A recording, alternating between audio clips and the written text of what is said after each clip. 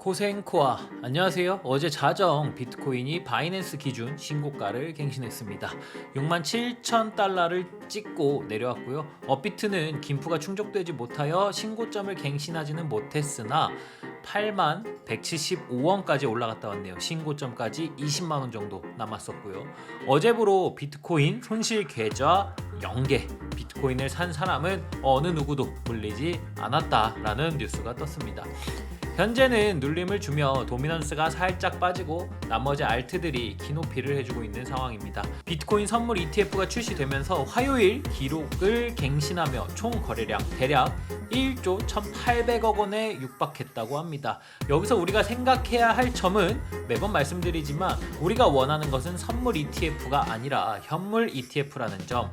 현물 ETF가 승인되었을 땐 비트코인을 사지 않은 사람들을 우리는 비웃을 수 있겠죠. 11월 현물 ETF 승인을 기대해 보면서 비트코인 연말 2억 충분히 가능성이 열리지 않았나 싶습니다. 자, 저는 분명 3일 전부터 신고점에 간다고 얘기했습니다. 앞으로의 시장 상황 잘 지켜보며 모두 부자 됩시다. 10월 21일 저는 코인 생존기의 김비트입니다. 솔직히 이제 추위가 좀 익숙해진 것 같아요. 그래도 혹시 모르니 감기 조심하시고요. 오늘도 코인 생존기 출발하겠습니다. 가자! 구독, 좋아요, 알람 설정 부탁드립니다. 소중한 시간 내주신 구독자, 시청자 여러분들 항상 정말 진짜로 리얼리 감사하고 사랑합니다. 비트코인 4시간 차트입니다. 지속적으로 이야기한 신고점 현실화가 되었죠. 현재 지지선은 53,970달러에서 올라온 지지선이 있고요. 하지만 기울기가 높기에 완벽한 지지선이라고 보기보다는 반등 구간으로 보는 게 좋을 것 같습니다. 해당 지지선이 뚫릴 수 있지만 뚫린다고 엄청난 하락이 오는 것은 아닙니다. 현재로서 매물대 지지를 통해 조정값을 예상하는 게 최선일 것 같습니다. 매물대상 조정 지지 가능 구간은 62,933달러, 59,000달러, 53,879달러 정도가 되겠습니다. 비트코인 일봉 차트입니다. 일봉 차트에서는 여러 가지 시나리오가 가능해 보입니다. 일단 지지선의 기울기가 상당하고 생긴 지 얼마 안 되었기 때문에 상승 가속화 지지선이라고 보는 게 맞을 것 같습니다. 다만 신뢰성이 높지 않으며 단기적으로 반등의 구간으로만 생각하는 것이 좋아 보입니다.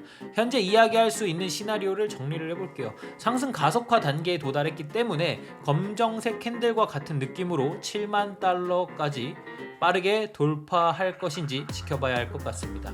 현 자리에서 큰 조정을 바라기는 쉽지 않아 보입니다. 일봉상 10월 7일부터 10월 13일까지 음양 이런 식으로 일봉상 캔들의 가격은 비슷하게 유지되면서 횡보하다가 급등하는 패턴이 이렇게 보이죠. 만약 조정 시 예측 구간은 62,933달러, 59,000달러, 53,879달러 정도가 되겠습니다.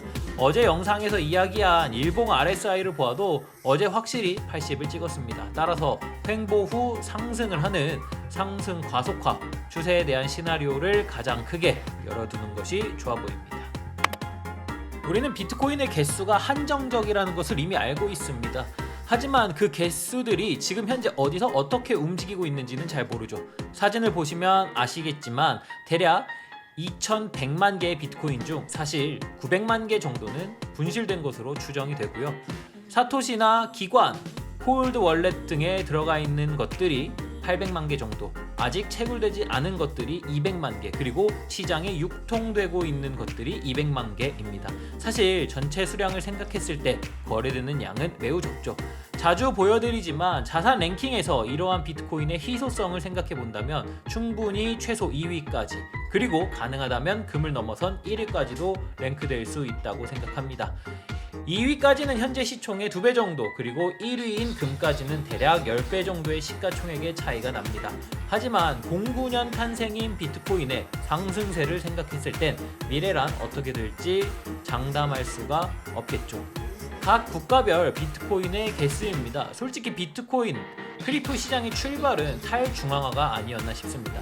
하지만 세계 경제를 흔들 수 있는 강대국이 어딜까요? 네, 머릿속에 생각나는 바로 그 나라들입니다.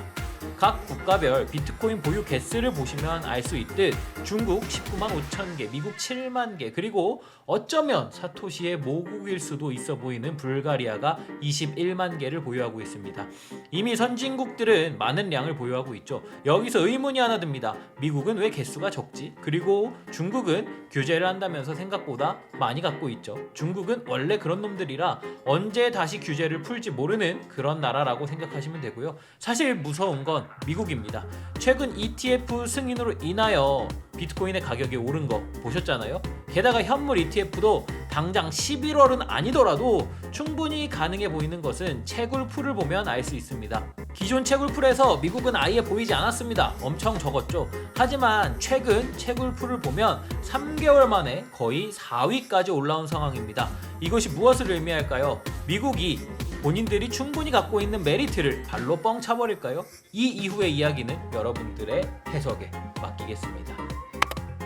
오늘의 추천 알트코인은요, 없습니다. 하루 쉬겠습니다. 그래도 비트가 좀 눌리면서 알트들의 가격이 오르고 있어서 다행이네요. 플로우는 손절 나갔지만 다시 제 가격까지 올라온 것 같고요. 나머지 추천 알트코인들도 잘 가고 있는 상태입니다.